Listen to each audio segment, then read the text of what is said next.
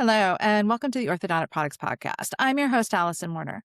In this episode, sponsored by Solventum, we are examining a major technological shift in clear aligner therapy, the transition from conventional intraorally cured attachments to preformed 3D printed alternatives.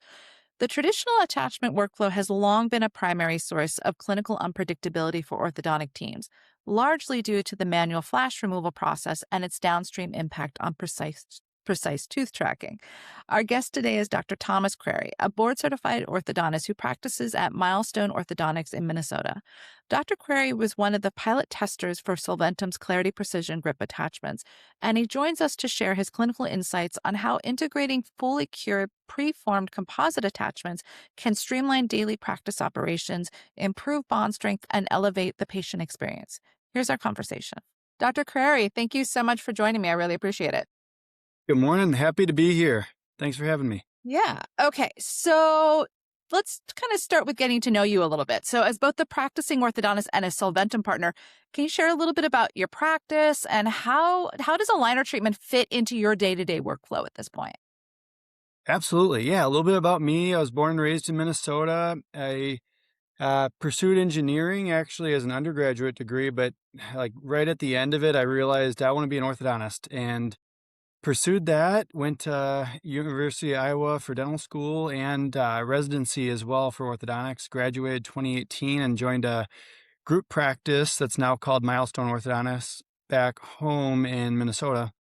And have been there ever since. Love it. I've got 3 amazing partners, 6 locations in the northwest suburbs of the Twin Cities. We do quite a bit of aligner treatment. Maybe 20 to 25% of our cases are done with clear aligners, the other with fixed. We've been using the Clarity Aligner system since it came out and been really happy with it. It's been fun to see it grow and develop and keep implementing new features like these grip attachments. I've developed kind of a reputation of thinking outside the box and using auxiliary treatments like TADs and hybrid treatments to get the job done as necessary. So I kind of get to apply my engineering degree a little bit with some problem solving day to day. So Yeah. a little bit about me. And then in terms of aligners in our practice, we use them generally. I think I speak for all my partners and myself. It's not necessarily just adults or just adolescents. It's kind of just case selection based on what makes sense. Is the patient going to be compliant? Is this what they want? Is it a good case for aligners? And I've kind of developed a reputation for pushing the envelope with them. I've got a cool portfolio of challenging cases and great finishes on otherwise, that's typically not a aligner case, but let's do it. And with the right cooperation and patient disposition, it's fun to get it done. So yeah, I think aligners are a wonderful tool for the right situations. Yeah. Okay. All right. So you mentioned it there, but we're going to focus in on the Clarity Precision grip attachments in this conversation. So talk to me about when you first began working with them. What stood out to you compared with kind of the conventional attachment workflow you were used to? Yeah, great question. Maybe it's my engineering background, or maybe all of us orthodontists tend to be perfectionists and problem solvers. And I go through my workday and I'm always looking at different things in clinic that like, hey, I feel like we could do this even better. It could be protocols or materials, methods, systems we employ. Anyway, conventional attachments as we know them made my wish list on almost a daily basis. Just, I wish they were better. And anyway, when Solventum came out with these grip attachments, I was like, finally, they're finally here. This is what I've been dreaming of. I wish there was something better. We all know attachments are a necessary part of aligner treatment, but there's a lot of inherent issues with them, and we'll dive into that. My first thought was just like, finally, they're here, and I was thankful to be part of the development and pilot testing of the grip attachments. And when we rolled them out, kind of what hit me most, besides just these are exactly what I've been hoping for, was they're actually pretty easy to implement for what they can do for the practice, workflow, and treatment outcomes. Actually, that was probably the second thing that hit me. Was like, this really isn't that bad. Like they're pretty easy to implement. In terms of changes, some changes I've made to the practice, it's like, wow, that was really hard to roll out. It sounded simple on paper, and then you start implementing it. It's like, okay, we could have thought this through more, but Yeah, compared to conventional attachments, just making the switch hasn't been that bad. Okay. So, from your experience and practice, where do the conventional attachments tend to create the most variability for the team or the patient? Probably at the delivery appointment. What I've found in terms of things that disrupt our schedule and the flow of the day, I'd summarize it by saying anything that's unpredictable is prone to disrupting the day. And some appointments are more prone to surprises than others. Like, for example, retainer checks. Most of them, patients wearing the retainers, they're happy with the result, everything's going great. Keep up the good work, pat them on the back, see you next time, call me if you need me. But, maybe one in however many, it's like there's something off and there's conversations to be had. Anyway, at the aligner delivery appointment, that one with conventional attachments I found was less predictable. Things come up. You are trying to fill the attachment wells, whether you're using flowable or full-bodied composite, whether you're doing it at the beginning of the day or chair side with the patient. It's arbitrary. Flash removal is definitely not an exact science, and there can be voids. There's all sorts of things that come up, and a lot of times we're finishing those appointments on time, but not always. Sometimes things would come up. There's a lot of flash removed. Sometimes uh, even a couple lower incisors get bonded together because there's enough flash overflow. And it's like, okay, that's gonna really disrupt the flow of the appointment. So that's I think that's probably the biggest variable is that delivery appointment. And certainly there's variability with the conventional attachments throughout treatment, and we'll get into that more, I'm sure. But at that first appointment, that's where you really feel the benefit of the grip attachments. Okay. You talked a little bit about it there, but a lot of clinicians will think that, flash as a cleanup issue. Why is it actually more than that? Good point. I agree. I mean, cleanup issue, yes, but exactly, it's so much more than that. For one, it's not a precise activity. It's as imprecise as filling the attachment wells. Even if you're wearing loops, even if you've got exceptional hand skills, removing flash is somewhat arbitrary. You're trying to get all the flash off, of course, but are you gonna gouge the attachment and disrupt its geometry? Are you gonna leave some flash behind? Maybe some of both. I mean, we're not human CNC machines. It's hard to expect to be able to mill it back down to what it's supposed to be on the screen. And so, and then not to mention it, anytime you involve the handpiece, it's more stuff to get out. It's noisy, and aerosols are all disruptive to the clinic. Patients don't love the handpiece. So, any way you can eliminate the use of a handpiece, it's definitely a win. So, I think that's part of the flash. And the other thing is it is humbling to get it all off. You'll do a refinement scan and you'll look at it and it's like, you think you're good and then you do a scan and the scans don't lie. You'll Uh, see remnant flash, even uh-huh. if it's just adhesive flash that shows up. And Mhm. of course you go back and get it, but the point is it's just it's tough. It's Yeah. tough to get it all, and that affects the fit of the aligners. How could it not? Yeah. Yeah, absolutely.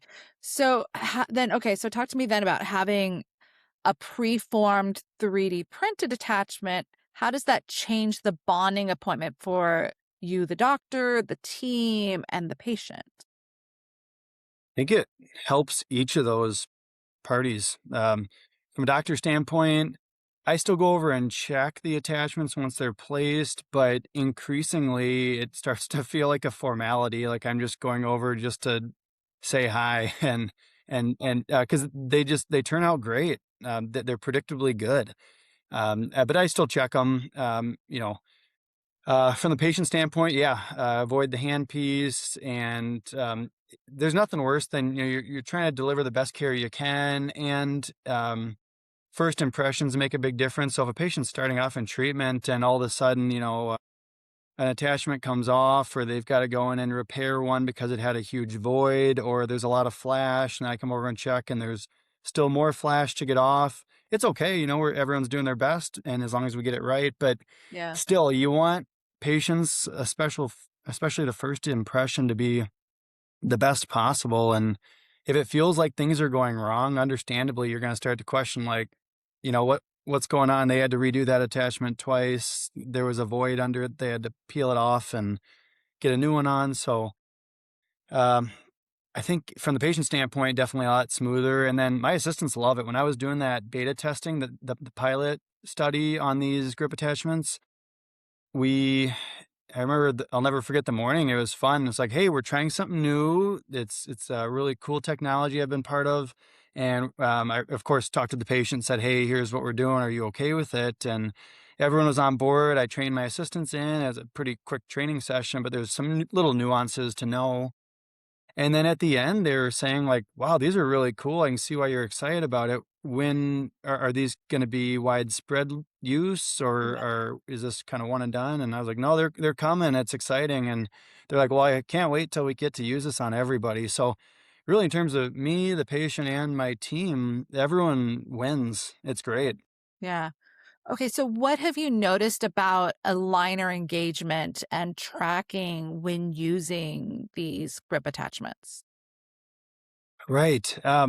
I'm convinced they fit the trays a lot better. Like, one of my mentors defines happiness as any time that reality exceeds the expectations. And it makes sense. Someone tells you your food's going to be ready in a certain amount of time and it comes out early, you're happy. But if it's much later than that, the expectation's not met. In the aligner game, in a way, the way I look at it is, the expectation is that the attachment that's made in the mouth is exactly what is shown on the screen. After all, the aligners are fabricated off of what's shown on the screen as an attachment. So the expectation is that in the mouth it's going to be an identical replica, but it's there's so much opportunity for error up front and along the way with attrition and fractures of attachments, that it's like, how can you say these are accurate?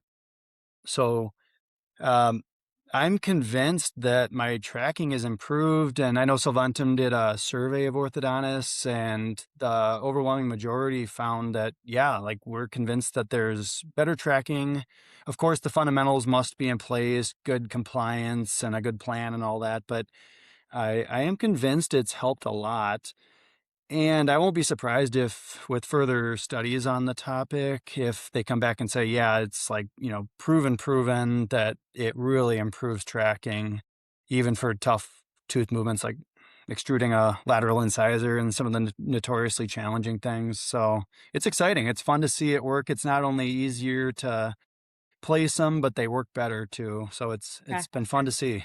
Yeah, you mentioned it there, but I was going to ask you, are there certain cases, certain case types or movements or number of attachments that you've noticed a difference with? Good point. I tend to use fewer, and this is with conventional or grip attachments, but I use fewer attachments. But when I do implement them, I use bigger attachments. And I I pretty much use grip for as many attachments as I can. Like, if I know I need it, I'll use grip if I can. There are some limitations due to the manufacturing. If you need a second attachment on a tooth, or if it's on the lingual surface, or if it's too close to the occlusal or gingival margins, then it's got to be a conventional. But otherwise, my team and I all are in favor of use grip whenever you can. And, like, they're disappointed if they see No.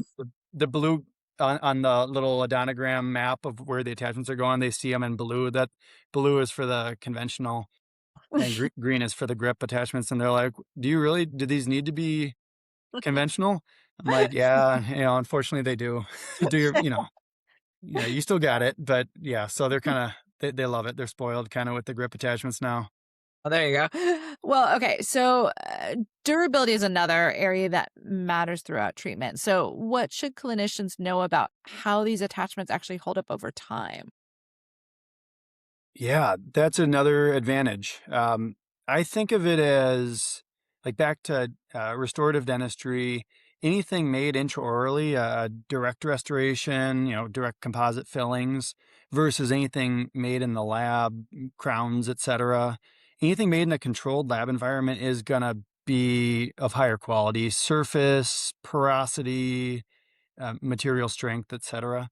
So, for the Solventum grip attachments that are, it's cool. It's a 3D printed, proprietary, fully cured composite, and it's a lot more durable, stain resistant, because it's not going to have the surface porosity that something made on the fly intraorally is going to have. So they've shown it resists staining dramatically more than any of the composites compared against, and durability, they're not as prone to attrition and fractures as conventional attachments. So it's cool. It's I don't know how they do it. I think it's proprietary technique, but 3D printed composite. And another advantage of it being fully cured and ready to go is when you're gluing them to the teeth, conventional attachments, you don't really want to push the curing light on the attachment too hard. I mean, you want to adapt the aligner template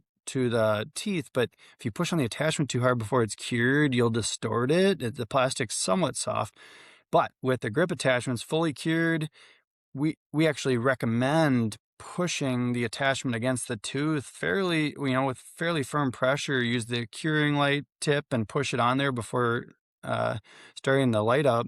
And that way you're really limiting the bond interface between the intaglio of the attachment and the enamel surface. And the thinner the bond interface, the better the bond strength. And you can do that with grip attachments because they're fully cured. So that's why it's such a perfect solution that they're just out of the box, custom made for each patient, fully cured, and a more durable material that's going to resist damage throughout treatment, which is great. You can trust it's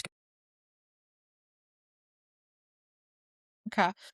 All right. So, what advice would you give to a doctor who is interested but wants to make sure that implementation goes smoothly? great. Good point. Yeah, anything new. Yeah, you need to. I'd say my best advice is, it sounds kind of silly, but read the instructions. It's not the most challenging thing to implement. In fact, I thought it was pretty straightforward, but there's a couple nuances that make sense once you understand it. But for example, there's in the welcome kit, when you order your first grip attachment, they send you all the materials you need to bond it. And there's a primer in there that you may or may not already have stocked. So definitely use that. And we all want to keep inventory low on how many products you stock, but there's been a ton of quality research done on what's the best way to make these work. And so follow the directions, don't shortcut it. I'd actually say, easier than the conventional attachments to place. So follow the directions. Consider getting your rep involved if you want to. I'd encourage it. They may even want to be there for the first bonding and kind of shoulder surf and watch the process and make sure it goes off smoothly, and may have some helpful tips for you. So Yeah. that's how Yeah. I'd go about it. I was involved with the development, so I was really familiar with each step and why it Yeah. mattered. But if this is new to you, just, yeah, read the directions, talk to your rep, and it should go off really smoothly. And it sounds like when you were kind of doing that beta testing with your team, that it was you showed your team how to do it. It was a fairly easy transition for them. Totally. Totally. Yeah, I I think like the date kind of crept up on me, and I feel like I under prepared them. I was just like, "Hey, we're doing something new today. Here's the scoop. Here's the steps. I'll kind of keep an eye on it, but I got a consult to hop into, and let's see how it goes. Let me know if you got any questions." It was a pretty basic crash course, and everything stayed on and everything was great. And they're like, "Yeah, we love it. It was great." And the patient gave me thumbs up. They're like, "Yeah, cool product. I don't know any different, but this seemed to go pretty smooth." I was like, "Great." So it was fun. Just what you want to hear. That's right. Yeah, exactly. All right. So if you had to summarize the value of the Clarity Precision grip attachments in one sentence, what would you want clinicians to remember?